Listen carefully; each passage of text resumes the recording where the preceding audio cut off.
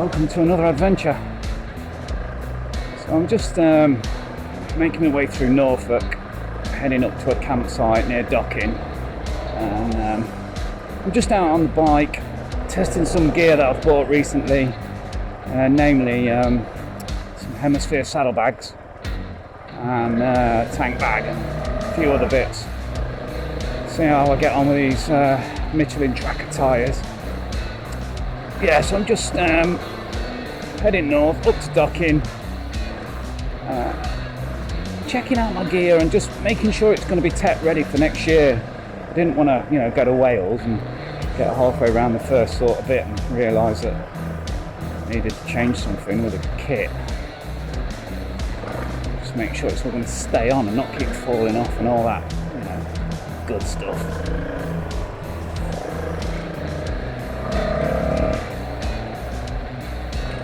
Yeah, so I thought, I'd best get out on the trail, give it a test, and also test my tent setup and which tent I take. I've got a few tents. I do a bit of mountaineering every now and again, and I've had, tents for years. They're not something I bought recently. Yeah, so I just wanted to make sure that my tent setup was okay, with a tarp probably tonight. So just check that and make sure I can get it all in the Altrider Hemisphere bag. Yeah, and also it's just a nice weekend away out riding, get out on the trail. Last time I came down here it was bone dry, so quite a bit different today. I had a bit of rain lately, but this part of the world it's very sandy, so it's generally pretty good underfoot. It's a bit wet and you get a bit of surface slop, but generally it's quite easy going. I recently bought this this kit that I'm using, this Thor, I think it's called Thor Terrain, and there's a Thor Terrain sort of like summer gear, and then a more winter gear which is like a hard shell sort of thing. And yeah, it's good gear, and what I like about it, it's got some good vents in it, some good zips, so you can vent quite well. But as ever, nothing is perfect. I've got to, I'm going to keep banging on about this, but I do love riding the CRF. It's more than capable of on the road, it's fine, on the road sections it's comfortable, but I mean, I've got a reasonable amount of protection. What more do I need? Okay, a heated seat and some heated grips, but I'm not really going to be riding in those temperatures where I might need that. And but then when you get off-road, the bike is just so much more capable, so much more able. I mean, I think this bike weighs about 130 kilos out of the factory.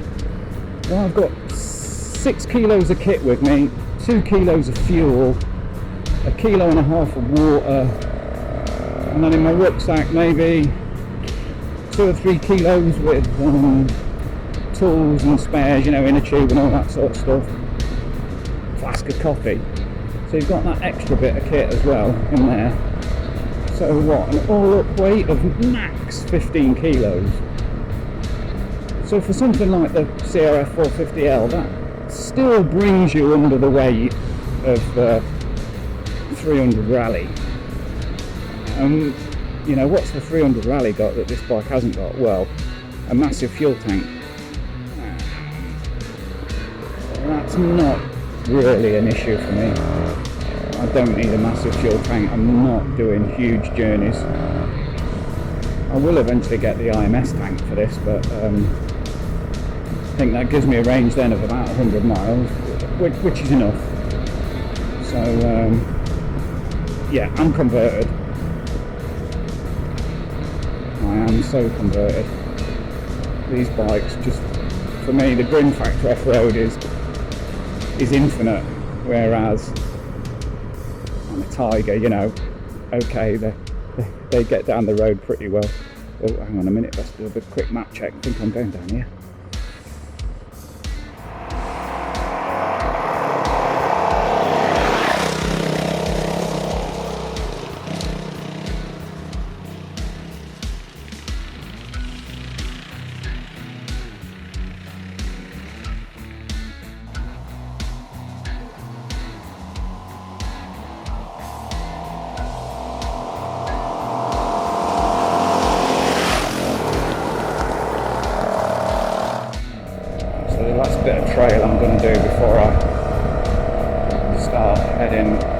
just over towards Docking. That's a nice bit, this bit.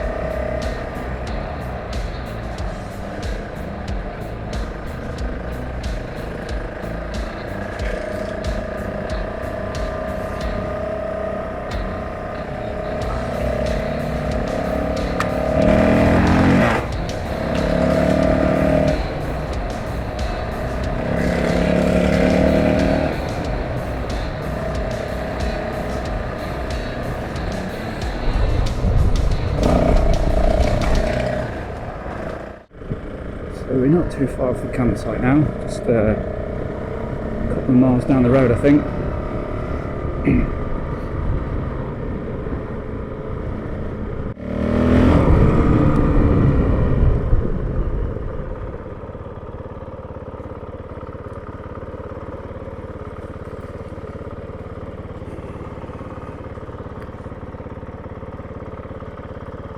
Okay, this is it.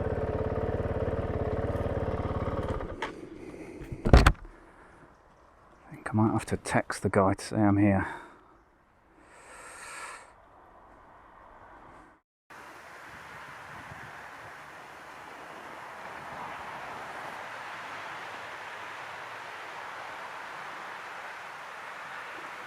So we're all set up, tents up, tarps up, good to go, ready for later. Yeah, perfect there tonight. Under a bit of a tree here, so plenty of protection.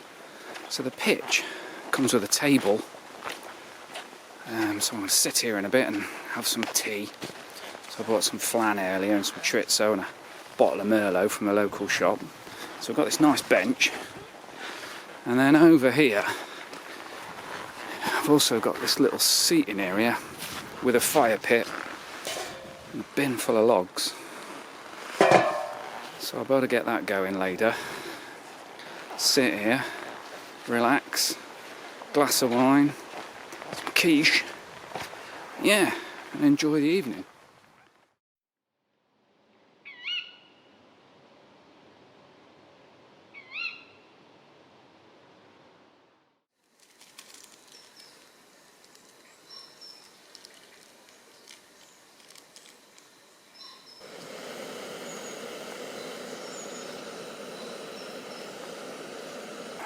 Right, just making a brew.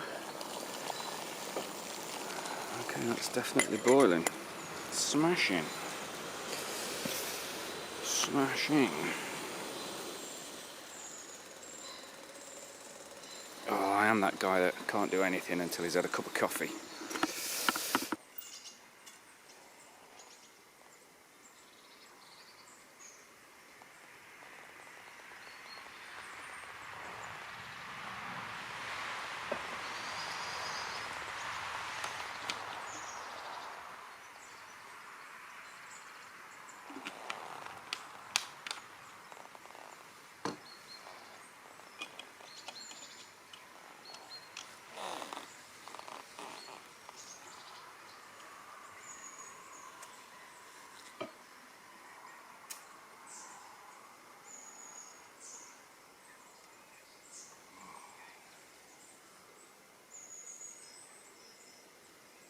Okay, so I'm just breaking camp.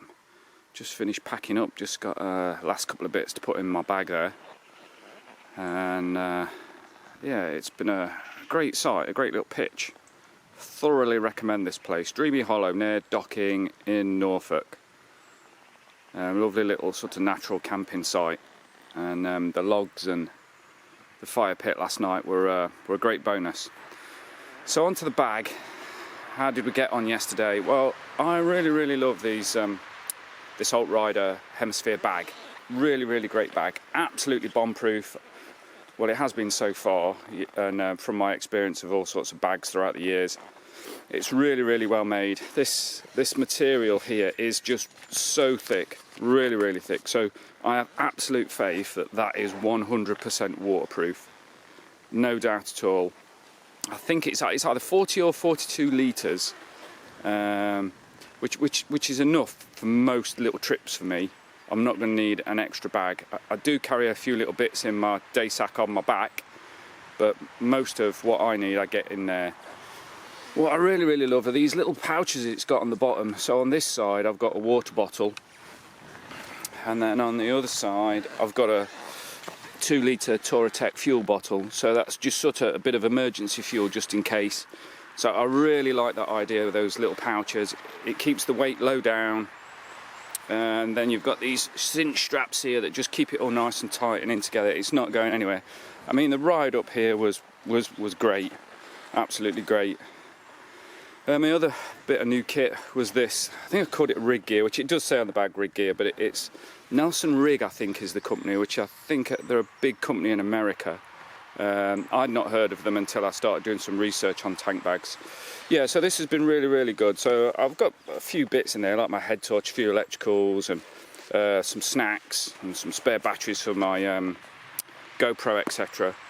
And this is called a Lucy light, L-U-C-I, Lucy light, and it was about 20 quid, and it's a really good solar light. So I wanted a clear panel so that I could have the Lucy light in there charging while I was riding, which it did, because it was only about half charged when I left home yesterday. It was fully charged when I got here, and that's just a nice little light to have, because in winter it gets dark so much earlier, so you'd have your head torch on for hours and hours and hours. So just having a little something like that is one less thing you've got to worry about charging, and it just gives you a bit of extra light. And that particular one, it flashes, and it flashes in red as well, so you could use it as an emergency light if you needed to. A great bit of kit. It looks quite flat there, but it inflates, and it inflates into a lamp. And if I can find a picture of it, I'll throw one up. But yeah, they're a really good bit of kit like that. So this Nelson Rigg tank bag, dead easy to fit. It's fully waterproof. You get a lifetime guarantee with it, which none of the other bags I looked at you got that. So yeah, love that little bag. And the Altriders again have just been really good. What I do like, if I open up the back here, and hopefully you can see, so I've got my deck chair in there, my little camp chair. So these are my tent poles, and they're quite long. They're at least, I would say, about 50 centimetres long. So my tent is a MSR Access 1, so it's what I use when I go mountaineering. It is a really lightweight 4-season tent. Great little tent, bomb-proof tent, perfect for me for a trip like this. But the problem is the tent poles are quite long. But with this bag, that's not an issue, because obviously you've got this whole top area here where you can put stuff, so that's not a problem at all. So that tent pole issue that you often get is not a problem with that Hemisphere bag. And I had loads of room in there. On the way up here I stopped at so let me look. So this is my camp chair, excuse me a second. So look, with a camp chair in this, you could still get a little bit more in there and then roll that over. So it's a good sized bag, and it performed really well. And as for the mighty CRF450L, well, yeah, it was legendary, and no issues with the bike whatsoever. I just love it. Great bike.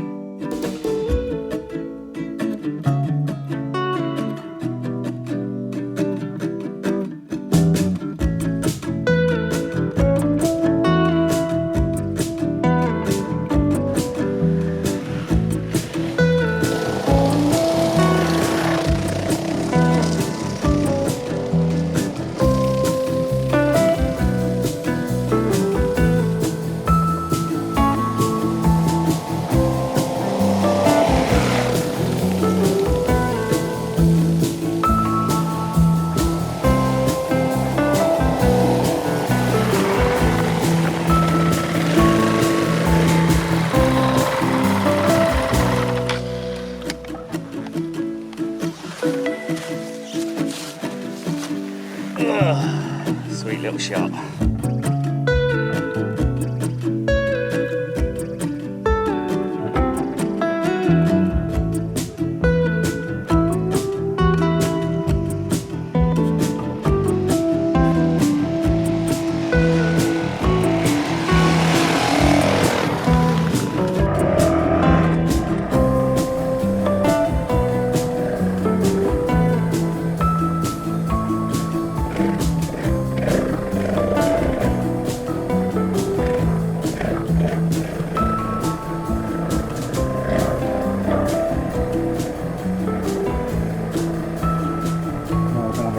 squirrel. Who do you think's going to win? Go on, little fella, run! So, I'm just going to stop here and just have a quick look. Get on the road.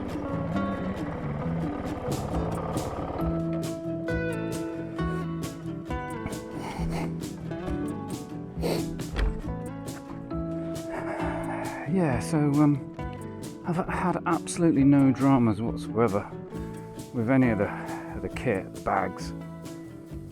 I was thinking of doing a sort of like a little lug here that I could strap to, but in the end I just thought, why do I need to go, you know, something technical?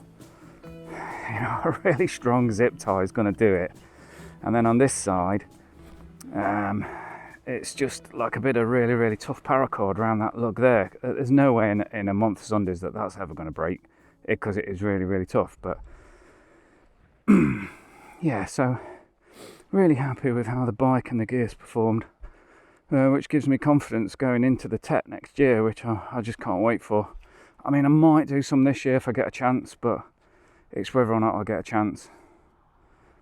But there's no reason now not to go and do it, because I've got all the gear and it all works and everything's tickety boo. So yeah, so thanks for coming along for the trip. Hope you enjoyed it, and I'll see you soon for another adventure.